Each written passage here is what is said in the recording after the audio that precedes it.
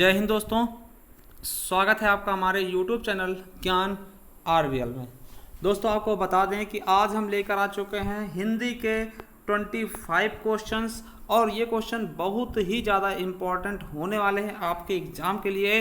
देखिए इनके हम चारों ऑप्शंस देखेंगे और ज़्यादातर हम देखेंगे कि आपका ज़्यादा से ज़्यादा इससे बहुत कुछ कवर हो सके। और अगर आप कहते हैं तो हम इसकी सीरीज मतलब इसी तरीके से आपके लिए क्वेश्चंस लाते रहेंगे ताकि आप लोगों को दोस्तों जो हिंदी मतलब कि जो आपकी प्रैक्टिस में चलती रहे, क्योंकि आपके आने वाले एग्जाम के लिए हिंदी बहुत ज़्यादा इंपॉर्टेंट होने वाली है। देखिए ये जो टेस्ट है ये सभी एग्जाम के लिए, चाहे वो यूपीएसआई हो या फिर दोस्तों यूपी एएसआई हो या फिर आने वाली पुलिस की परीक्षा हो या फिर सीटेट टेट, सबके लिए इंपॉर्टेंट है। तो चलिए शुरू करते हैं बिना किसी देरी के।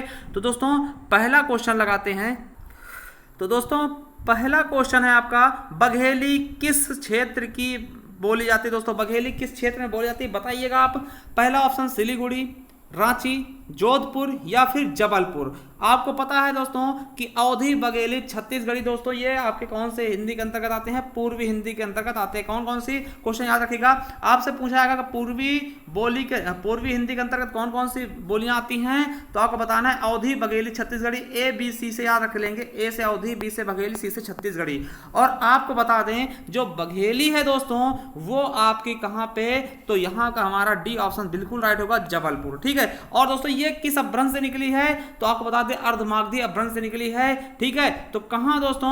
और देखिए बघेली को हम रेवाई भी बोलते, क्या बोलते हैं? रीवाई भी बोलते हैं दोस्तों। ये रीवा के आसपास भी बोली जाती है, इसलिए इसको रीवाई भी बोला जाता है दोस्तों। तो आप याद रखिएगा इनमें से दोस्तों चार ऑप्शन में से आपका बिल्कुल सही ऑप्शन हो जाएगा डी नंबर, जबलपुर में बोली जाती है। आपको बता दें बघेली किस बोली की है? तो हिंदी की दोस्तों पूर्वी हिंदी के अंतर्गत आती है। ठीक है। चलिए अगले क्वेश्चन की तरफ पढ़ते हैं कि आधुनिक भारतीय आर्य भाषाओं का विकास किससे हुआ है? दोस्तों आधुनिक भारतीय आर्य भाषाओं का विकास किससे हुआ है? तो देखिए इसका बिल्कुल सही ऑप्शन क्या होगा? हमारा अपभ्रंश हो जाएगा। देखिए यहां पे नहीं पूछा कि भारतीय भाषाओं का, देखिए आधुनिक मतलब क्या? नवीनतम। तो नवीनतम दोस्तों कौन सा है? आपका अपभ्रंश ही है। ये चीज याद रखेंगे, संस्कृत मत कर देना, गलत मत करना। देखिए संस्कृत दोस्तों ये आदि भाषा है जहां से दोस्तों ये आप कह सकते हैं हिंदी क्या है? जननी है। ठीक है। मगर जहां पे अगर आधुनिक लग जाएगा दोस्तों, ये यूपीएसआई का ही क्वेश्चन है। ठीक है। तो आधुनिक जहां लग जाएगा वो अपभ्रंश होगा। और आपको बता दें कि अपभ्रंश का बाल्मीकि किसको कहते हैं दोस्तों? स्वयंभू को। हमने ये क्वेश्चन कल ही दोस्तों कम्युनिटी टैब पे डाला था। ठीक, स्वयंभू को कहते हैं अपभ्रंश का बाल्मीकि। ठीक है। और एक चीज याद रखेंगे, पाली जो है दोस्तों, पाली किसकी भाषा है? तो ये बौद्ध धर्म की भाषा है। ठीक है। बौद्ध धर्म के जो तीनों पिटक दोस्तों पाली भाषा में ही लिखे गए। बहुत ही इंपॉर्टेंट है, क्वेश्चन पूछा जाएगा कि गौतम बुद्ध की भाषा कौन सी थी? पाली थी। और बात करते अगर प्राकृत की, तो प्राकृत दोस्तों महावीर स्वामी की भाषा थी। क्या? जैन धर्म के तीर्थकर थे महावीर स्वामी, उनकी भाषा थी प्राकृत दोस्तों। और संस्कृत को हम दोस्तों क्या बोलते हैं? आर्य भाषा भी बोलते हैं और दोस्तों देव भाषा भी कहते हैं, क्योंकि ये देवताओं की भाषा थी दोस्तों। ये चीज आप याद कर लेंगे, मोस्ट इंपॉर्टेंट क्वेश्चन आपके लिए है। तो इसका बिल्कुल सही ऑप्शन क्या हो जाएगा? अपभ्रंश से। क्या दोस्तों? अपभ्रंश से बिल्कुल सही ऑप्शन हमारा राइट है। चलिए अगला है, निम्नलिखित में से कौन सा तत्सम शब्द नहीं है? दोस्तों तत्सम मतलब क्या होता है? संस्कृत वाला।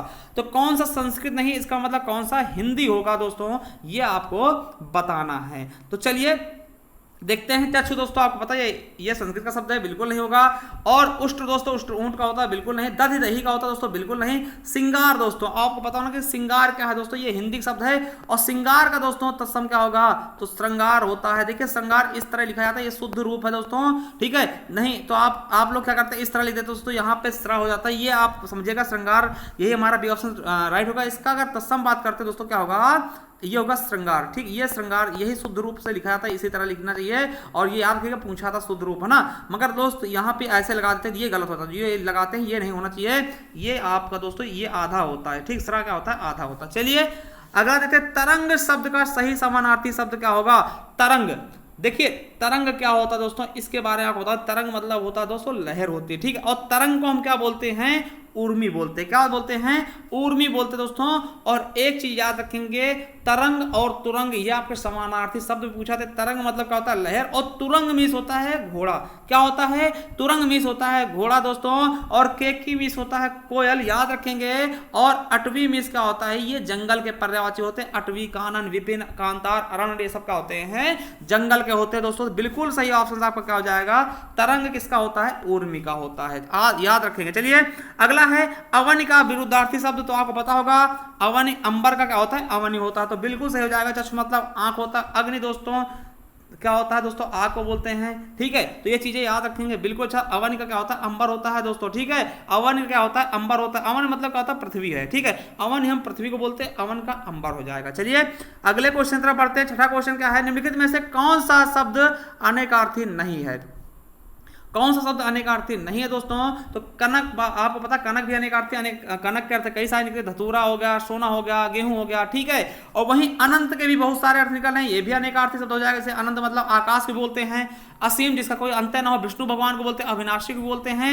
महावीर भी दोस्तों क्या है? आपका अनेकार्थी शब्द है। जैसे महावीर हनुमान जी को बोलते हैं। महावीर मतलब बलवान होता है। और महावीर जैन के तीर्थकर थे जिन्होंने प्राकृत भाषा का प्रयोग किया था। मगर हत्या दोस्तों, हत्या मतलब हत्या केवल एक ही अर्थ निकल रहा है, हत्या मतलब मर्डर दोस्तों, ठीक है। तो इसलिए आपका अनेकार्थी शब्द कौन सा नहीं है? तो हत्या ही अनेकार्थी शब्द नहीं है। चलिए अगला है मैंने मेरे को सुधार लिया।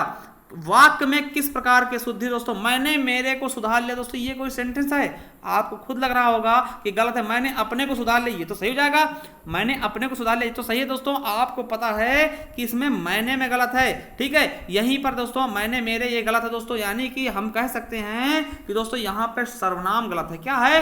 सर्वनाम अशुद्धि है, ठीक। सर्वनाम संबंधी अशुद्धि है। तो ऐसे क्वेश्चन भी आपके एग्जाम में पूछ लिए जाते हैं। चलिए अगले क्वेश्चन पर बढ़ते हैं। दिए गए विकल्पों में से सही वाक्य पहचानिए। ईमानदारी मनुष्य का श्रेष्ठ लक्षण है, या ईमानदारी मनुष्य का श्रेष्ठ आचरण है, या ईमानदारी मनुष्य का श्रेष्ठ व्यवहार है, या ईमानदारी मनुष्य का श्रेष्ठ गुण है?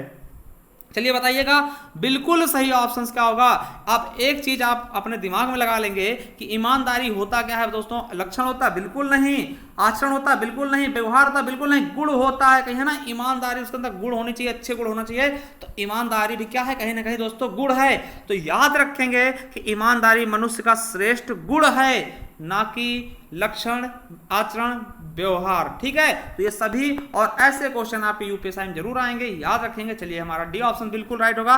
चलिए अगला है नेता का स्त्रीलिंग क्या होगा दोस्तों? नेतानी नहीं होता, ना नेताइन होता। आपको पता है जहां कहीं भी लास्ट में ता आएगा दोस्तों वो त्री में टूट जाएगा अगर इसका हम स्त्रीलिंग बनाएंगे। तो नेता का हो जाएगा नेत्री। जिस तरह अभिनेता का अभिनेत्री, उसी तरह नेता का नेत्री होगा दोस्तों। और ये आपके पुलिस का क्वेश्चन है।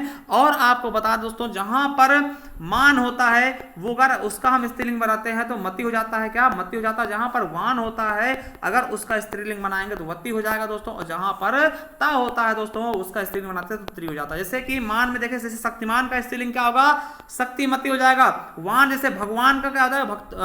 भगवान का होता है भगवती होता है दोस्तों, वत्ती लग जाता है ना। और नेता का तो नेत्री हो जाएगा। इस तरीके से हमने बहुत बार बताया दोस्तों। ये चीज याद रखेंगे कि मान मती में टूटता है, वान वती में टूटता है, और ता त्री में टूटता है। ये चीजें अगर हम स्त्रीलिंग बनाते हैं तो। चलिए अगला है नदी का जल ठंडा है का सामान्य बहुवचन बताएं दोस्तों। नदी का जल ठंडा है दोस्तों। नदियों का जल ठंडा, नदियों तो गलत ही लिखा है। सभी नदी का जल ठंडा है दोस्तों, ये भी सभी नदी तो होगा नहीं दोस्तों, बिल्कुल गलत है। नदी का जल ठंडा है तो नदी देखिए बहुवचन है नहीं। नदियों का जल ठंडा दोस्तों, ये बहुवचन आपको लग रहा है कि नदियों का जल ठंडा है, बिल्कुल सही हो जाएगा दोस्तों। नदियों का जल ठंडा, यानी हमारा डी ऑप्शन इज राइट, ठीक है। चलिए यह कुत्ता मेरा है, इस वाक्य में प्रयुक्त विशेषण क्या है? यह कुत्ता मेरा है दोस्तों, इसमें प्रयुक्त विशेषण कौन सा है? आपको बता दें कि दोस्तों विशेषण क्या है? यह कुत्ते की विशेषता क्या है दोस्तों? ये है ना। अब दोस्तों ये कौन सा है? तो ये सार्वनामिक विशेषण है। कैसा है? सार्वनामिक विशेषण। आपको पता है गुण कोई है नहीं, यहाँ पे परिमाण कोई है नहीं दोस्तों, और संख्या बताई नहीं जा रही, यानी कि हमारा सार्वनामिक विशेषण इज राइट हो जाएगा। चलिए 12वां क्वेश्चन देखते हैं। 12वां क्वेश्चन क्या है कि मैंने आम खा लिया, इस वाक्य में काल कौन सा है? देखिए लिया है देखिए या है आ गया दोस्तों। तो आपको पता है मैंने आम खा लिया है, यानी ये क्रिया अभी अभी समाप्त हुई, जस्ट अभी अभी समाप्त हुई। जब कोई चीज भूत में दोस्तों भूत हो चुका है मगर तुरंत समाप्त हुआ है, उसको हम आसन्न भूत कहते हैं। जो निकट समाप्ति का बोध करता है वो आसन्न भूत होता है दोस्तों, ये याद रखेंगे तो हमारा सी ऑप्शन बिल्कुल सही हो जाएगा। याद रख लेना, जहां पर या है या फिर ई है ऐसे सेंटेंस आते हैं तो वहां पे आसन्न भूत ही होता है। देखिए अगर यहीं पे होता मैंने आम खा लिया तो दोस्तों सामान्य भूतकाल हो जाता, अगर है नहीं होता तो सामान्य भूतकाल होता, मगर है लग गया दोस्तों इसलिए आसन्न भूतकाल हो जाएगा। क्या हो जाएगा? आसन्न भूतकाल हो जाएगा। जैसे कि मैंने अभी अभी स्नान किया है दोस्तों, ये क्या हो, तुरंत एकदम से जस्ट तुरंत हुआ है दोस्तों, इसलिए आसन्न होगा ना। और दोस्तों जहां पे या होता है वो क्या होता है दोस्तों, आपका सामान्य भूतकाल होता है।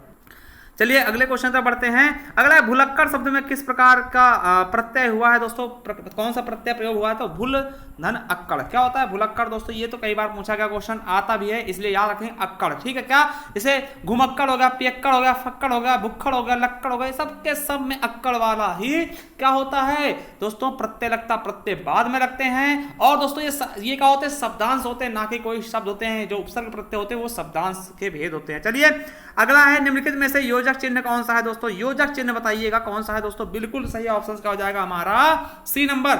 आपको पता है योजक चिन्ह का प्रयोग द्वंद्व समास में भी होता है दोस्तों। ये प्रश्नवाचक हो जाएगा, ये विस्मयादि बोधक, और दोस्तों इसको क्या बोलते हैं, ये विकल्प सूचक चिन्ह होता है दोस्तों, ठीक है। चलिए और एक चीज और आपको बता दें, कुछ चीजें बता दें दोस्तों। ये होता है आपका, इसको क्या बोलते हैं दोस्तों, आप बताइएगा। ये होता है दोस्तों अल्प विराम। क्या होता है दोस्तों, ये अल्प विराम होता है, जो ऐसे कॉमा अल्प विराम बोलते हैं दोस्तों। और एक दोस्तों ये होता है अर्ध विराम, ठीक है। और दोस्तों ये होता है 1-2 ये बन जाता है दोस्तों, इससे वो क्या बोलते हैं, इसको अनुपात क्या लगाते हैं, इसको बोलते हैं उप विराम या फिर अपूर्ण विराम, ठीक है। और इसको बोलते हैं पूर्ण विराम। तो ये कुछ चीजें आप याद रखेंगे। चलिए अगला है सोहत ओढ़े पीठ पथ श्याम सलोने गात, मनो नील मन शैल पर आपत परियो प्रभात। दोस्तों आपको पता है यहाँ पर मन मानो जन जानो जहां भी आता है वहां पे क्या होता है, उत्प्रेक्षा अलंकार होता है। तो हमारा सी ऑप्शन बिल्कुल राइट हो जाएगा। चलिए अब देखिए आ चुका है आपका गद्यांश। इससे आपको छांट करके जो भी होंगे 2-3 क्वेश्चन के जवाब देने होंगे। तो देखिए दोस्तों ये गद्यांश है। विश्व की कोई भी ऐसी सभ्यता नहीं है जिसने वनों के मूल्यों को ना कहो। वन विभिन्न प्रकार के पशु पक्षियों तथा प्रजातियों के लिए एकमात्र आश्रय स्थल थे और आज भी हैं। वनों के निरंतर घटने से उनके संरक्षण की आवश्यकता पड़ी। आज भी वन संरक्षण की आवश्यकता पहले जैसे ही बनी हुई है। वनों में उगे पेड़ पौधे हमारी समस्या का ईंधन की समस्या का समाधान करते हैं। इनसे हमें इमारतें, फर्नीचर आदि बनाने के लिए कई प्रकार की लकड़ियां प्राप्त होती हैं। साथ ही कागज बनाने के लिए कच्ची सामग्री भी उपलब्ध होती है, परंतु इन्हें काटने के साथ साथ इनका संरक्षण भी आवश्यक है। पेड़ पौधे वर्षा कराने में सहायक होते हैं, सहायक बनकर पर्यावरण की रक्षा करते हैं। वहीं इनके कार्बन डाइऑक्साइड जैसी विषैली गैसों को सोखने की क्षमता भी होती है, जिससे हवा में गैसों का संतुलन बनाता है। ऐसे करने से वह हमारे पृथ्वी को संरक्षित करते हैं। पर्यावरण की सुरक्षा के साथ साथ हमारी सिंचाई और पेयजल की समस्या का समाधान भी वनों के संरक्षण से संभव हो सकता है। वनों के कारण ही नदियां अपने भीतर जल का अमृतधार संयोग कर प्रभावित होती हैं। दोस्तों यहां पर देखिए आप क्वेश्चन चढ़ गया, वनों का मूल्य आंकने का अर्थ क्या है दोस्तों? वनों का महत्व समझना, वनों को अत्यधिक काटना या फिर वनों को बेचना या फिर वन लगाना। देखिए अगर हम देखते हैं उसके अगर मूल्य को हम आंकने की बात कर रहे हैं तो इसका मतलब क्या है कि कहीं ना कहीं उसके महत्वता की बात की जाएगी। तो वनों का महत्व समझना यही है उसका मेन मोटो, ठीक है। चलिए देखिए आश्रय स्थल से क्या अभिप्राय, तो दोस्तों हमने बताया कि पक्षियों का आश्रय स्थल होता है वन, ठीक है। दोस्तों आश्रय स्थल क्या होता है, मतलब वहां पर रहने के स्थान ना, मतलब कहीं आश्रय आपको दे जाए मतलब रहने का स्थान। दोस्तों बिल्कुल सही हो जाएगा हमारा 17 का सी नंबर, ठीक है। अगला वनों का संरक्षण से अभिप्राय क्या है दोस्तों? वनों को मतलब क्या बचाना दोस्तों, यही तो होता है संरक्षण मतलब क्या होता है, उनको काटने से बचाना। क्या वनों को काटने से बचाना दोस्तों, यानी हमारा 18 का बिल्कुल सही ऑप्शन हो जाएगा, वनों को बचाना। हमारा डी नंबर बिल्कुल राइट हो जाएगा। चलिए अगले क्वेश्चन पर बढ़ते हैं। अगला क्वेश्चन, इनमें से कौन सी रविन्द्रनाथ टैगोर की रचना नहीं है दोस्तों? कौन सी रविन्द्रनाथ टैगोर की रचना नहीं? गीतांजलि, चंद्रकांता, दो बहनें, पोस्ट ऑफिस। आपको पता गीतांजलि के लिए तो इनको दोस्तों नोबेल पुरस्कार मिला है और पूरे एशिया का पहला नोबेल पुरस्कार दोस्तों साहित्य के क्षेत्र में मिला था रविन्द्रनाथ टैगोर को 1913 में। याद रखेंगे ये क्वेश्चन कई बार पूछा गया, ठीक है, कई बार पूछा गया। और आपको बता दें यहाँ पर अगर जो बात की गई कि कौन सी नहीं है रविन्द्रनाथ टैगोर की, चंद्रकांता नहीं। आपको पता चंद्रकांता किसकी है? देवकी नंदन खत्री जी की। किसकी है? देवकी नंदन खत्री की दोस्तों। और ये अय्यारी नाटक है ना, प्रथम अय्यारी उपन्यास है। ठीक है, चलिए अगला है कादंबरी के लेखक कौन है दोस्तों। तो आपको पता होना चाहिए कि कादंबरी के लेखक कौन है दोस्तों। बाण भट्ट की रचना है कादंबरी। किसकी है दोस्तों? बाण भट्ट की रचना है कादंबरी दोस्तों। और बता दें इनकी एक और रचना है जिसको हर्षचरित्र बोलते हैं दोस्तों। ठीक है, और कादंबरी को दोस्तों आपको बता दें विश्व का प्रथम उपन्यास भी माना जाता है। कादंबरी को विश्व का प्रथम उपन्यास भी माना जाता है। चलिए अगला है अयोध्या सिंह हरिऔध उपाध्याय जी की प्रसिद्ध रचना कौन सी है दोस्तों। आपको एक चीज हम बताना चाहेंगे कि दोस्तों अयोध्या हरिऔध की प्रसिद्ध रचना की बात करते हैं तो प्रिय प्रवास दोस्तों, जिसे खड़ी बोली का प्रथम महाकाव्य भी कहते हैं। क्या बोलते हैं? खड़ी बोली का प्रथम महाकाव्य। और दोस्तों याद रखिएगा बहुत इंपॉर्टेंट है प्रिय प्रवास। और दोस्तों इनकी एक रचना है वैदेही वनवास। याद रखेंगे वैदेही वनवास, बहुत बार यूपी टेट सीटेट में पूछा गया वैदेही वनवास दोस्तों। अब कैसे याद रखेंगे? देखिए वनवास कहां से हुआ था? अयोध्या से। तो अयोध्या से याद रखेंगे वनवास। ठीक, तो वैदेही वनवास और प्रिय प्रवास। क्या दोस्तों? प्रिय प्रवास दोस्तों। तो याद रखेंगे प्रिय प्रवास क्या? खड़ी बोली का प्रथम महाकाव्य है। ये भी आप अपने दिमाग में बिठा लेंगे।